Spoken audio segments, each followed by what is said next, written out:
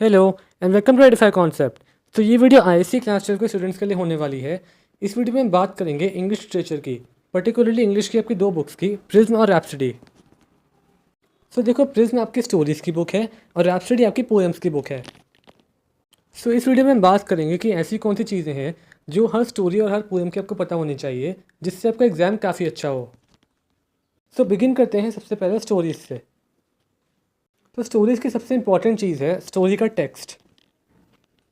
MCQs में text से related बहुत क्वेश्चंस आते हैं, इसलिए हर स्टोरी का टेक्स्ट पूरा पढ़ के जाना, कोशिश करना कोई भी लाइन आप स्किप मत करो। देन टेक्स्ट पढ़ने के बाद इंपॉर्टेंट चीज़ है थीम्स।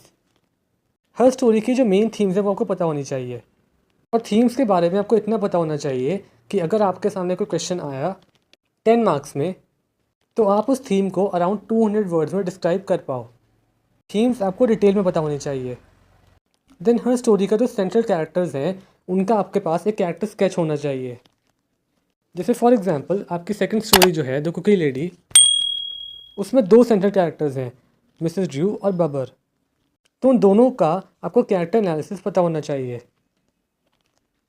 सिमिलरली पांचों स्टोरीज़ के जो भी इंपॉर्टेंट कैरेक्टर्स हैं उन सभी कैरेक्टर्स का आपको एक कैरेक्टर स्केच पता होना चाहिए। देन अगर किसी स्टोरी में किसी फिगर ऑफ स्पीच का यूज़ हुआ है तो वो आपको पता होना चाहिए। फॉर एग्जांपल आपकी second story the cookie lady में फोर शैडोइंग का यूज़ हुआ है, तो फोर शैडोइंग का उस स्टोरी में कैसे यूज़ हुआ है ये आपको पता होना चाहिए। देन नेक्स्ट आपको पता होना चाहिए टाइटल जस्टिफिकेशन। टाइटल जस्टिफिकेशन में आपको ये जस्टिफाई करना होता है कि किसी स्टोरी का टाइटल अप्रोप्रिएट है, और इसके लिए आपको रीजंस देने होते हैं। तो टाइटल जस्टिफिकेशन हर स्टोरी का पढ़ के जाना। देन लास्ट चीज़ है, आपको ये पता होना चाहिए कि एक स्टोरी फर्स्ट पर्सन नैरेटिव है या थर्ड पर्सन नैरेटिव है। देखो, इससे रिलेटेड क्वेश्चन तो नहीं आएगा, लेकिन ये आपको पता होना चाहिए ताकि आप स्टोरी को इजीली समझ पाओ। वैसे आपकी ऑलमोस्ट सारी स्टोरीज थर्ड पर्सन नैरेटिव हैं, खाली जो फोर्थ स्टोरी है इंडिगो, वो एक फर्स्ट पर्सन नैरेटिव है। तो ये आपको स्टोरी को समझने में हेल्प करेगा, ऑल्दो इससे क्वेश्चन जनरली नहीं आते। और एक और चीज़ जो यहाँ पे मेंशन नहीं है, आपको एक स्टोरी में ये पता होना चाहिए कि एक स्टोरी के इवेंट्स किस ऑर्डर में हुए हैं, बिकॉज एमसीक्यूज़ में अब आपको इवेंट्स के सीक्वेंस ही पूछते हैं। जैसे फॉर एग्जांपल इंडिगो एक बहुत लेंदी स्टोरी है, तो ऐसे स्टोरीज़ का सीक्वेंस ऑफ इवेंट्स आपको पता होना चाहिए। बेसिकली स्टोरी में पहले क्या हुआ और उसके बाद क्या हुआ। और ऑर्डर ऑफ इवेंट्स के क्वेश्चन आपको जनरली एमसीक्यूज़ में मिलेंगे। और इवेंट्स का ऑर्डर याद रखने का एक ही तरीका है कि आपको स्टोरी का टेक्स्ट बहुत ध्यान से पढ़ना है। तो अगेन मैं रिपीट करूँगा, टेक्स्ट बहुत ध्यान से पढ़ के जाना, कोई भी लाइन स्किप मत करना।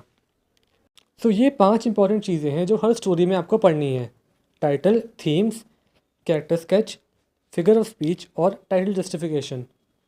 अब हम आ जाते हैं पोएम्स पे। तो पोएम्स की भी सबसे इंपॉर्टेंट चीज़ है पोएम का टेक्स्ट। और पोएम का टेक्स्ट स्टोरी के टेक्स्ट से भी ज़्यादा इंपॉर्टेंट है, बिकॉज एमसीक्यूज़ में पोएम के टेक्स्ट से ज़्यादा क्वेश्चंस आते हैं इन कंपैरिजन टू स्टोरी का टेक्स्ट। अब पोएम के टेक्स्ट को याद करना थोड़ा मुश्किल होता है, तो इसका एक ही तरीका है कि आपको पोएम बार बार रीड करनी पड़ेगी। जितनी ज़्यादा बार आप पोएम को रीड करोगे उतना आपको उसका टेक्स्ट याद हो जाएगा। देन पोएम के थीम्स, हर पोएम के थीम्स को भी डिटेल में पढ़ के जाना कि आप उन थीम्स को 200 वर्ड्स में डिस्क्राइब कर पाओ, अगर उसका क्वेश्चन 10 मार्क्स में आता है। देन अगर किसी पोएम में कोई कैरेक्टर है तो उस कैरेक्टर का कैरेक्टर स्केच आपको पता होना चाहिए। जैसे फॉर एग्जांपल आपकी फर्स्ट पोएम टेलीफोन कन्वर्सेशन में दो कैरेक्टर्स हैं, अफ्रीकन मैन और लैंड लेडी, तो इन दोनों का कैरेक्टर स्केच आपको पता होना चाहिए। देन अगर किसी पोएम में किसी फिगर ऑफ स्पीच का ज़्यादा यूज़ हुआ है तो उस फिगर ऑफ स्पीच के बारे में आपको पता होना चाहिए कि उसका यूज़ कैसे हुआ है। Then we have title justification. Stories की ही तरह पोएम्स के टाइटल्स को जस्टिफाई करने के क्वेश्चन भी आते हैं, तो पोएम्स के टाइटल जस्टिफिकेशन भी पढ़ कर जाना। देन नेक्स्ट चीज़ है बैकग्राउंड ऑफ द पोएम। अगर किसी पोएम की कोई बैकग्राउंड स्टोरी है तो वो आपको पता होनी चाहिए। ऑल्दो जनरली इससे क्वेश्चंस नहीं आते हैं, लेकिन ये आपको पोएम को और बेटर समझने में हेल्प करेगा। जैसे फॉर एग्जांपल आपकी सेकंड पोएम टिथनस की एक बैकग्राउंड स्टोरी है कि टिथनस को इमॉर्टैलिटी कैसे मिली, तो आपको बैकग्राउंड स्टोरी पता होनी चाहिए। इससे आपको पोएम को समझने में ईजी होगा, ऑल्दो इससे क्वेश्चन नहीं आएगा जनरली। देन आपको पता होनी चाहिए tone of the poem. Tone का क्वेश्चन जनरली एमसीक्यूज में आता है कि किसी पोएम की टोन सैड है, हैप्पी है या ऑप्टिमिस्टिक है। एमसीक्यूज में आपसे पूछ सकते हैं, तो हर पोएम की टोन आपको पता होनी चाहिए। इस टाइप का क्वेश्चन एमसीक्यूज नहीं आएगा, जनरली 1 मार्क का। इसका आंसर भी 1 वर्ड ही होता है। देन आपको पता होना चाहिए हर पोएम का स्ट्रक्चर। जैसे फॉर एग्जांपल आपकी सेकंड पोएम टिथनस एक ड्रामेटिक मोनोलॉग है। थर्ड पोएम बीथोवेन एक डिस्क्रिप्टिव पोएम है। और last poem death B not proud एक सोनेट है। तो आपको पता होना चाहिए कि कौन सी पोएम का स्ट्रक्चर कैसा है और उस पोएम का स्ट्रक्चर वैसा क्यों है।